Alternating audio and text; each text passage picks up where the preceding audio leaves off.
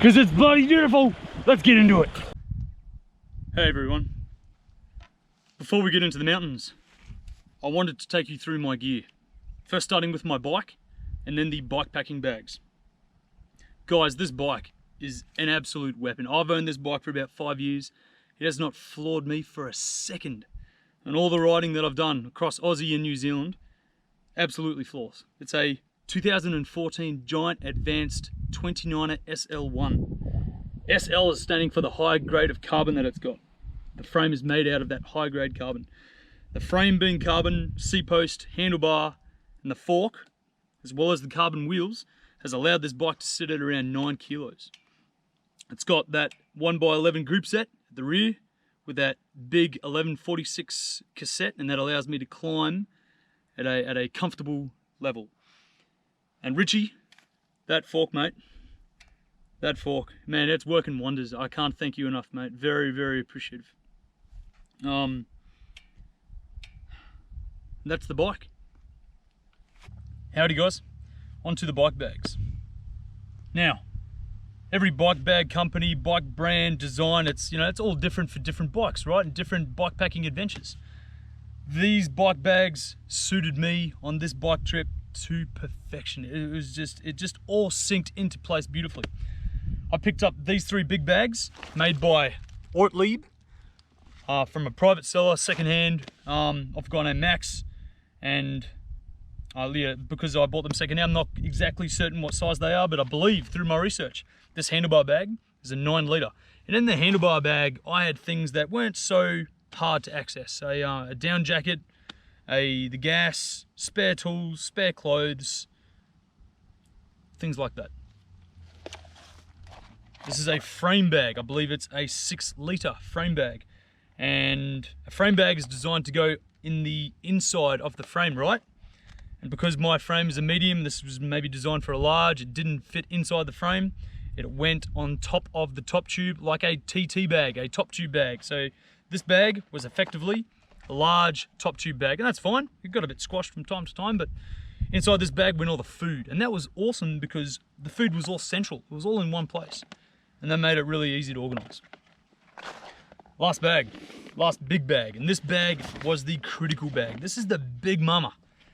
This bag had all of the big gear: sleeping bag, tarp, sleeping mat, first aid kit, some more tools, some clothes, stuff like that. Toggles on the top made it really easy to strap extra stuff to the top of the bag, which you'll see in the video. But yeah, very good bag. I cannot falter this brand at all. Ortlieb, made in Germany, absolutely fantastic stuff. Last 2, made by an Australian guy, BBD, Bike Bag Dude. Quality stuff. He makes really good gear, and I've heard good things about him. I was in touch with him to get some bags off him, but our timings didn't quite line up. And I found these secondhand also, absolutely fantastic. They went on the handlebar, and things that I needed to access easily went in here. Food, camera, my emergency bivvy just in case, things like that. And they performed flawlessly. All the gear, absolutely perfect. The Ortlieb says they're waterproof. Nothing was wet. They were absolutely perfect. Those are the bike bags. Well, good morning. Day 1 of bikepacking in the snows. It is a very long, painful day of climbing up the hill today, the 1800. Yeah, huge day. I'm nervous as all shit. Day 1, let's get into it. Woo! We're about 10 kilometers, no, I hit 13 or 14 by now. Up the hill from the start. But yeah, I don't really have a plan on this trip. If I do feel good tomorrow and moving forward, 170 k's is a long way. It's a long time to sit on a bike seat. But who knows? I might detour and I might just do a few nights or something, but yeah, no real plan. But man,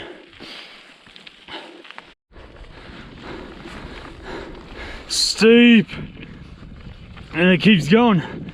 This is the business end of today.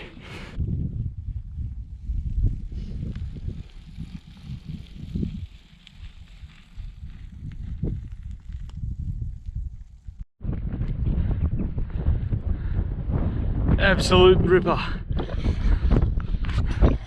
This is the high point of today. The hard part is over.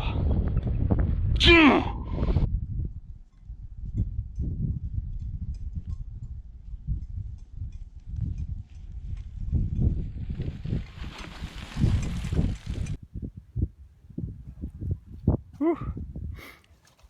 Just having a slight map session here. I'm not sure what I'm doing exactly. Oh, well, no, I know what I'm doing, but the water situation is a little bit tight. So I'm right here. Here's Broken Dam Hut up here, and it's got a water source. What is I'm not sure how reliable it is. He wouldn't put it on the map if it wasn't reliable. There has been decent rain recently, so I will give that a go. But the problem is, if there's no water up here, I've still got over a litre left, a litre and a half left. But then I'm going to have to come all the way back down here, and I will head down to these waters, and I will probably camp down here. All good. Yo. Man, I changed plans a bit. Broken Dam Hut was going to be way up here on this ridge somewhere, or maybe on the other side of that ridge, but water was just so scarce up there, and it was giving me the wobbles. So I changed course, and this is Greenmere Trail. This is going to meet up to Happy Jack's just on the other side of this hill. Oh hell, what a day. What an absolute cracker of a day. This is my camp. This is where I'm set up. Woo! Dinner time! Man, what a day. What a day. It was one of my favourite meals, just the continental cheesy rice, the can of smoked salmon.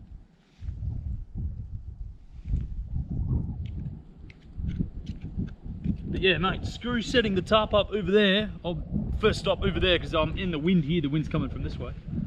Over there, fucking ants nest there, ants nest there, ants nest there. Far out. So I got out of there and I saw this spot earlier when I went down there to have a look at the river. Water, river, spot, maybe 15-minute walk. I'll go for a stroll later on, but mate, I'm stoked.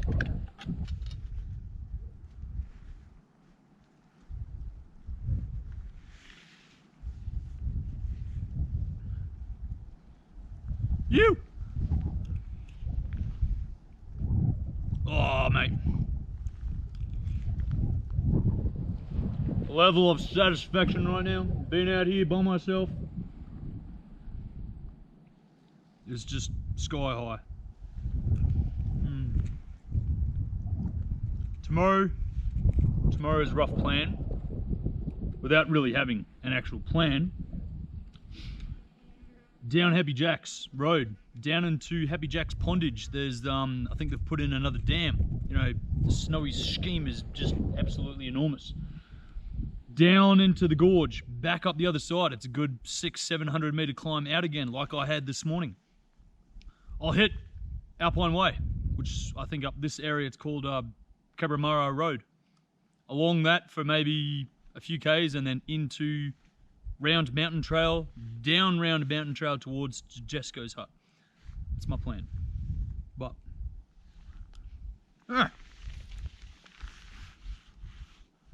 my plan was to stay over there, and that didn't bloody happen. So, you know, plans are meant to change around here. Cheers.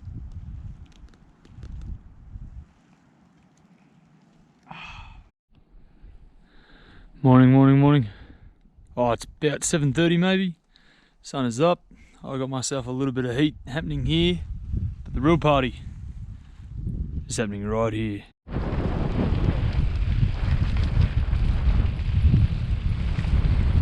And we're off.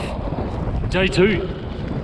Down to Happy Jack's Pondage, up the hill the other side, and heading towards Round Mountain Trail, heading towards down towards Schlink Pass. Oh, that's my helmet. That's my helmet. Cheerio.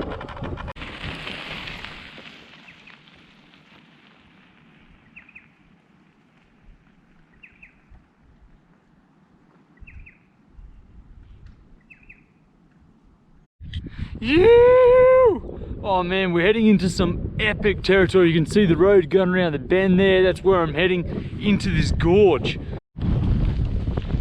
Man, we're down in the gorge.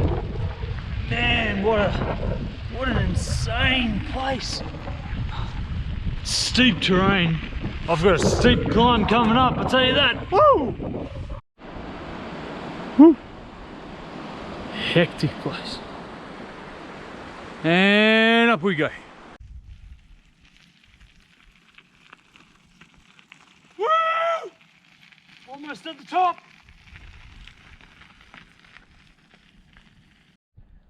Oh man, what an absolute cracker of a day. I couldn't have arrived here at Deshesco's hut at a better time. I'm absolutely on my limit. My legs are just, feel like they're going to cramp at every turn, and I'm downing my electrolyte, my water. Man, I'm hammered. 45 k's today. That's from the other side of Happy Jack's Gorge, down that gorge, up that monster climb. Took me an hour to get up that thing. I went along what is Alpine Road, I think it's Cabramurra road out there, to Round Mountain, down Round Mountain, about 15 k's. Yo! Oh, tonight's gonna be a good night.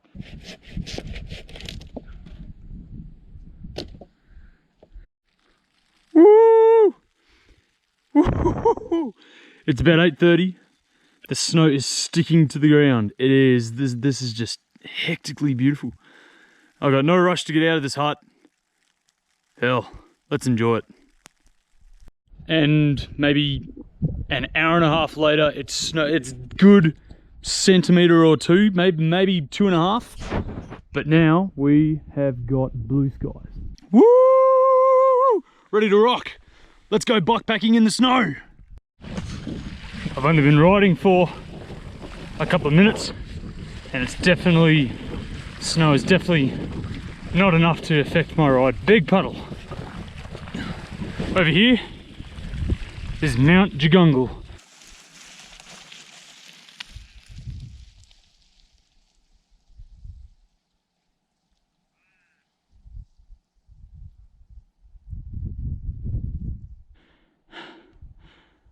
There's still plenty of snow on the track.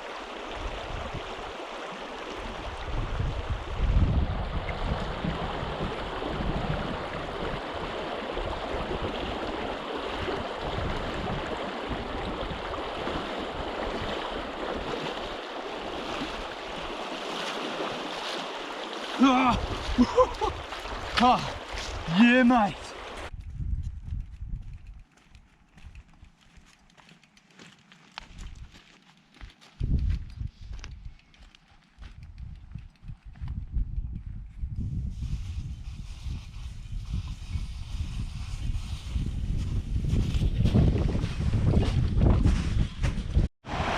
This is the business end of this trip. Well, for me it has been, and it looks very good.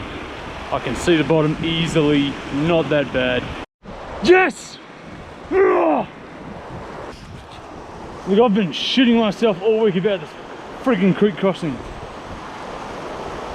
Even on the map, can be risky or dangerous to cross in high flow. Look, I went out first without the bike and I tried it, felt fine.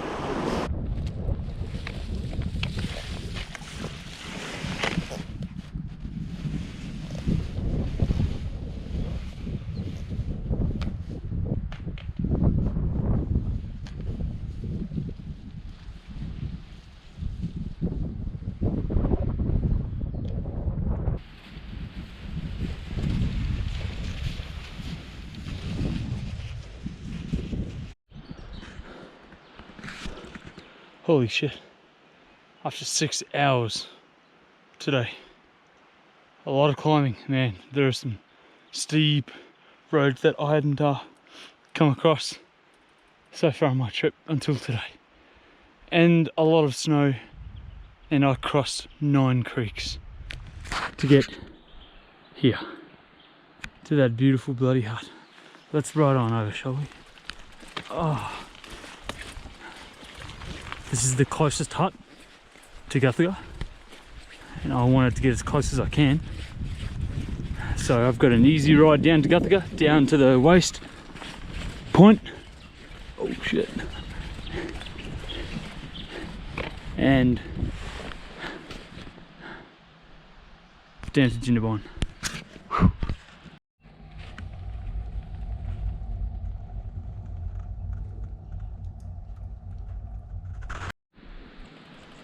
Woo! This is day 4 and we are here at Horse Camp Hut. It's a very moisture filled morning, but a fantastic morning. I'm heading out of the bush.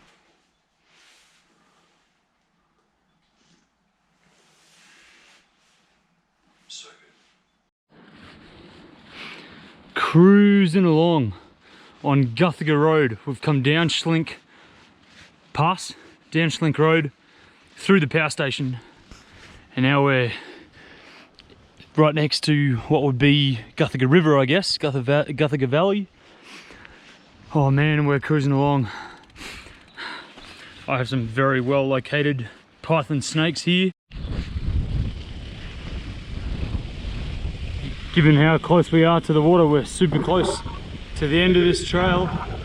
And then it's a small climb up onto Kosci Highway, briefly. And then I take Hatchery Bay Road. But man, this road, absolutely, it's just exhausting. So undulating, up, down, up, down, up, down. It's killed me. My legs are really now on the limit of feeling the 4 days. But hey, all self-inflicted, right? Whoa! This is the bottom of Guthega River. This is a pumping station. Fuck me, man. That's hectic. So close. Not far.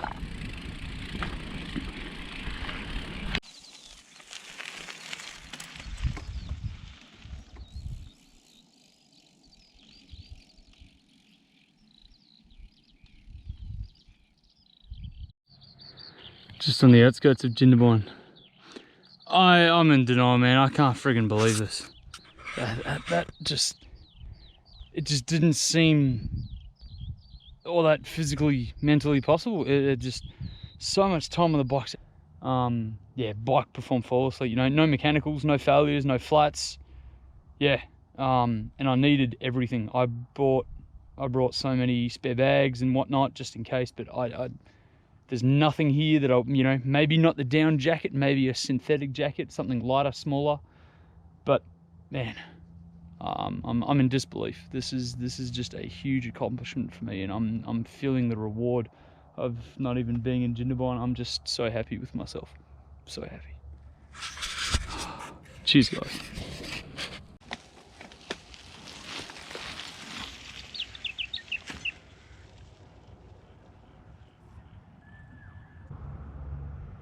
Woo! Just wanted to give you guys a rough rundown on my loop on this map.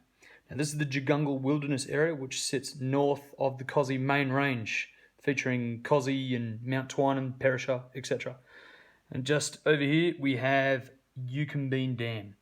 And Eucumbene Dam, home to Happy Jack's Road. Happy Jack's Road is where I started, zigzagged my way up this huge climb, and I did proceed this way to make for Broken Dam Hut, but water was so scarce up here, came back down, zigzagged across here, and I camped about here somewhere.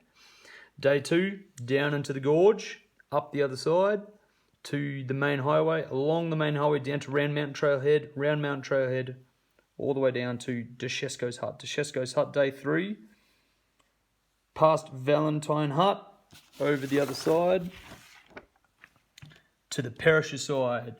Valentine Hut just up here, down Valentine Hut, stayed Horse Camp Hut, stayed here. Day 4, last day, down, zigzag down into Guthega, along the main road, through Island Bend onto this fire trail here. This trail connected me to the Snowy River Power Line Trail. All the way down to here, down to the power station, the pump station, pumping that water back up. Up this climb onto the main highway, zigzagged along here to Hatchery Bay Road, and this connected me to the bay tracks that rode all the way into Jindabyne. And that was the loop, 4 days, 165 Ks. I didn't get into the main range, unfortunately, but hopefully next time.